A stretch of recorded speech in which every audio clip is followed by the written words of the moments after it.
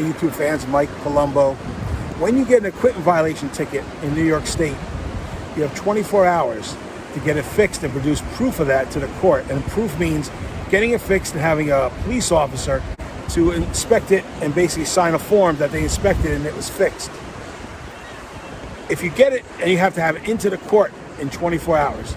If you follow that procedure, under the law, the judge has to dismiss the ticket. However, if you're late, a day late, an hour late, whatever, which is invariably what happens, so 24 hours is a very short period of time. Usually you're getting pulled over in the middle of the night.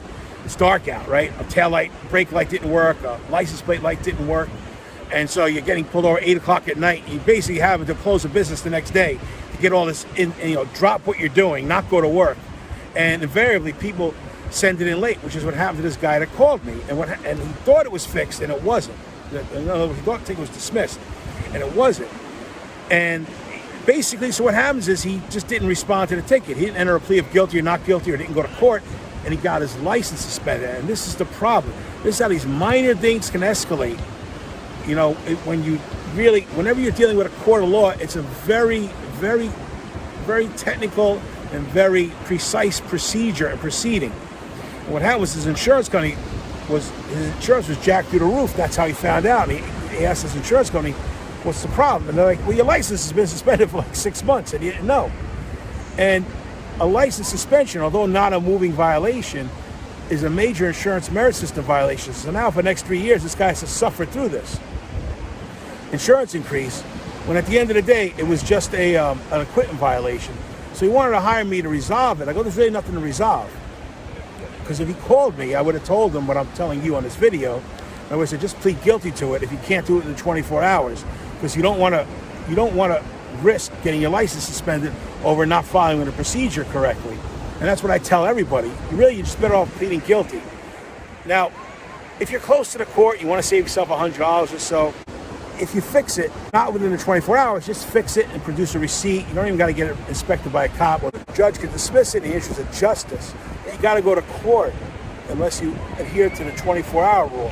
And if you do adhere to it, you got to file with the court and make sure it was dismissed. So he said, hey, what he wanted to do is he wanted to get his record of suspension expunged, which is impossible because he was properly suspended. So, and then he wanted me to go to court and resolve it. I just told him what to do. Like I tell everyone that calls me an equipment violation or a suspension over a simple matter, I go, look, send in a letter to the court pleading guilty with a check for $70, a certified check or money order for $70. That's a suspension termination fee, because the clerk's going to get the letter and the court might not sit until the following week or 2 weeks later. So you don't want everything done at once. You send in the $70 check. You answered the ticket. You pled guilty to it. They'll immediately unsuspend your license so you can legally drive, and then down the road they'll accept your guilty plea and then send you a fine notice on the ticket itself. So you really don't need a lawyer to plead guilty as charged or send in a check. The only time I'll take an equipment violation is if it's trucker equipment violations are very problematic. We have a CDL.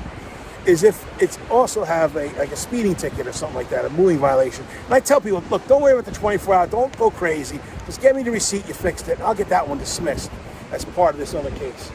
Anyhow, that's a cautionary tale of what not to do and how to handle a minor equipment violation. My recommendation is just plead guilty to it. It's a small fine, $100. You're preserving your driving record, you're preserving your insurance rates, which is always what it's about. And driving privileges, insurance rates, is always what it's about when you're fighting a traffic ticket. Anyhow, Mike Palumbo, and thanks for listening. And we'll see you on the next one.